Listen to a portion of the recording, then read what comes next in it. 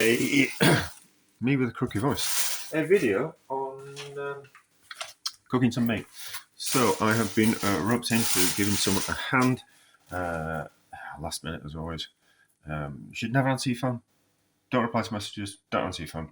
There's always someone wanting something. So I need to make some pie meat quickly. So I haven't got time. Normally go to the meat suppliers, but I haven't got time to do that. So it's meat from the supermarket. So these are 700 gram packets, and I've got 5 of them. I haven't really got time to fry the meat off, so dust it in flour and fry it off.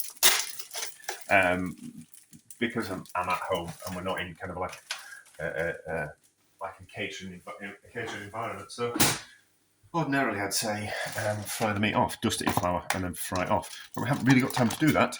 But we can't. But not dusting it in flour is a mistake. So I always kind of think it just.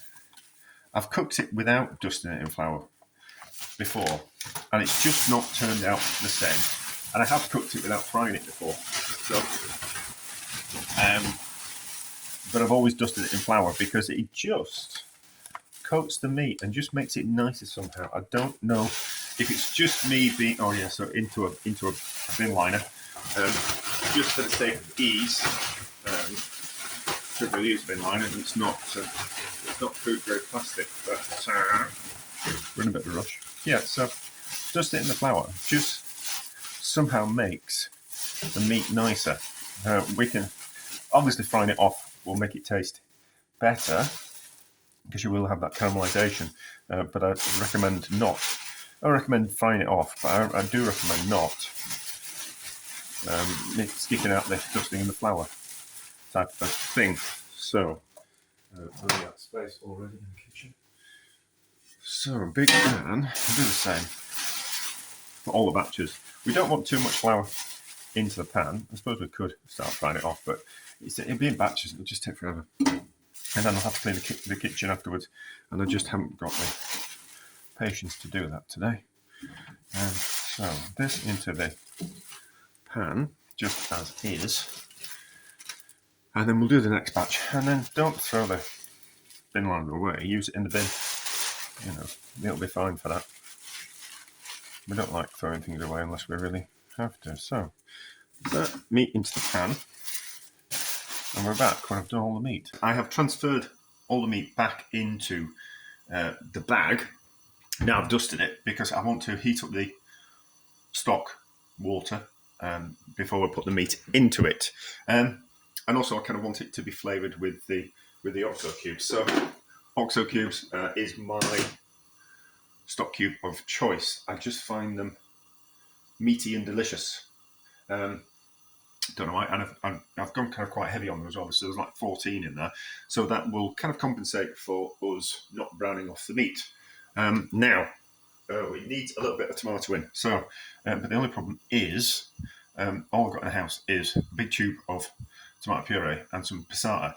There's too much in each of those for this amount, and I don't really want to have to open it and then freeze it or do something with it. And you know, tomato puree, once you open it, you kind of need to be using it. So I'll open those when I've got a more bigger use for them. But what I have got instead, and I haven't got any tins of tomato either, but we need something tomatoey. So what I have got is I cooked some meatballs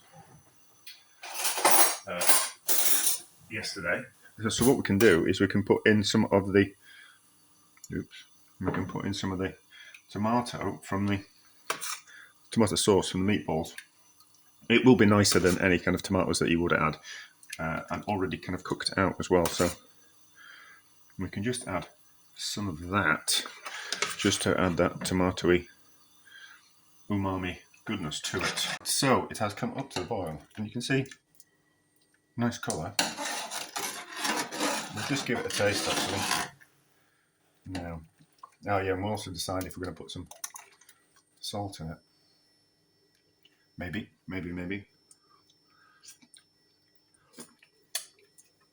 Yeah, it needs some salt, but it's beefy enough. So, good amount of salt in there like that. And then in this meat in here. So what I did notice is, well, I knew anyway, but what happens is the meat wants to start soaking into the flour wants to start soaking into the meat. So you get these, it kind of goes there. So when it starts drawing the moisture out, but also kind of, I think it's just down to it kind of creates like a protective barrier almost. To start kind of stop juices kind of coming out. So it's got a coating on the outside. Does that make sense? I don't know if that's real or not. That's just, maybe it's just me saying words that are coming into my brain. But it feels about kind of right that the flour would coat it and protect it from more moisture wanting to come out. It certainly makes it taste more succulent. There is a noticeable difference if you don't coat the meat in the flour. But anyway, so in here, I turn the temperature up. Careful we don't burn the plastic bag. And then because we've been putting meaty, horrible things in the bin from the containers and those pads that are in the bottom, we'll use this bag to change the bin. So we haven't got a smelly amount of meat in the kitchen bin that's going to sit there for a couple of days before it gets emptied. So is that all the meat?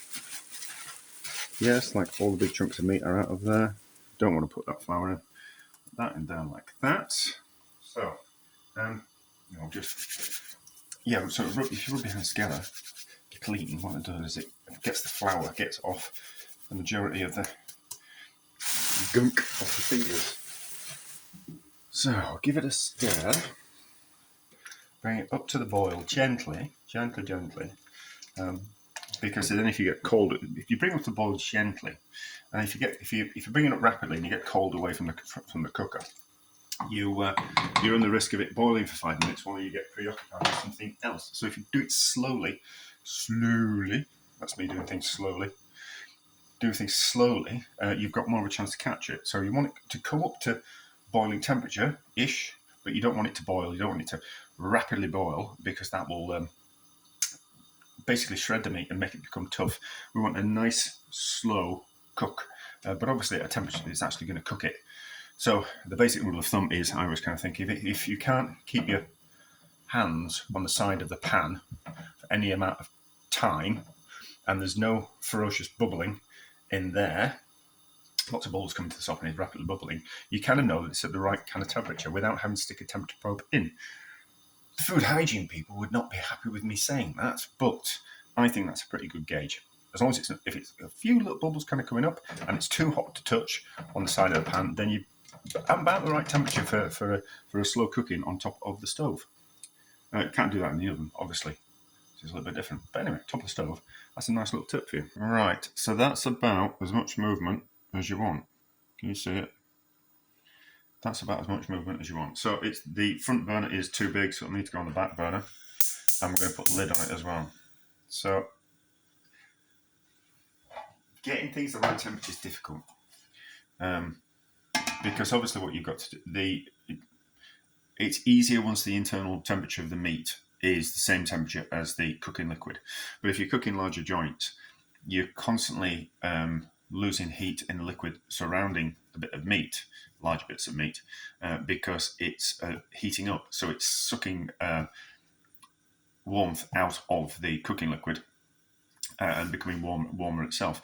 And it's only at the point where the internal temperature is the same as the outside temperature, that's when it's a lot easier to control. So for the first hour of cooking things, you normally have to kind of adjust and tweak and change things. Maybe kind of just have the lid slightly to one side like that, so it lets out a little bit of steam.